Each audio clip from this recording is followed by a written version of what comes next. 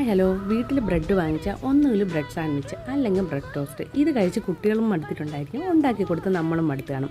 അപ്പോൾ ഈ വേനൽക്കാലത്ത് നല്ല തണുപ്പ് കിട്ടുന്ന ഒരു ബ്രെഡ് വെച്ചിട്ടൊരു ഡെസേർട്ട് ഉണ്ടാക്കിയാലോ? അതിന് വേണ്ടി നല്ല ചൂട് കട്ടിയുള്ള പാത്രം എടുത്ത് വെച്ചതിന് ശേഷം 1 കപ്പ് പഞ്ചസാര ജസ്റ്റ് ഒന്ന് അലിയിച്ച് കളർ മാറ്റിയെടുക്കാം. 2 സ്പൂൺ ബട്ടർ ചേർത്ത് കൊടുക്കണം. അതിലേക്ക് 1 കപ്പ് ഫ്രഷ് ക്രീമും കൂടെ ചേർത്ത് ഇതുപോലെ ആക്കി എടുക്കണം, നല്ല ക്രീമി ആക്കി എടുക്കണം. അതിനുശേഷം നന്നായിട്ട് മുരിച്ച ബ്രെഡിലേക്ക് 2 സ്പൂൺ പാലും ഒരു 3-4 സ്കൂപ്പ് ഐസ്ക്രീമും കൂടെ ചേർത്ത് ഇതുപോലെ ലിക്വിഡാക്കി എടുത്തിട്ട് ഓരോ ബ്രെഡിലേക്ക് ഇതങ്ങ് ഒഴിച്ചു കൊടുക്കണം. ബ്രെഡ് നന്നായിട്ട് കോന്ന് വന്നതിന് ശേഷം അതിലേക്ക് നമ്മൾ നേരത്തെ തയ്യാറാക്കി വയ്ക്കുന്ന ആ ഒരു ബട്ടർ സ്കോച്ചിൻ്റെ സോസ് ഒഴിച്ചു കൊടുക്കാം. എന്നിട്ട് നല്ല ഫ്രഷ് ആയിട്ടുള്ള മാംഗോ ഇതിലേക്ക് കട്ട് ചെയ്തിടണം. മാംഗോയോ പഴമോ ഏതായാലും മതി. ഇതുപോലെ കട്ട് ചെയ്തതിന് ശേഷം അതിൻ്റെ മണ്ടയിൽ നമുക്ക് നേരത്തെ ആ സോസ് ഒഴിച്ചിട്ട് 1 സ്കൂപ്പ് ഐസ്ക്രീമും കൂടെ വെച്ച് കൊടുക്കാം.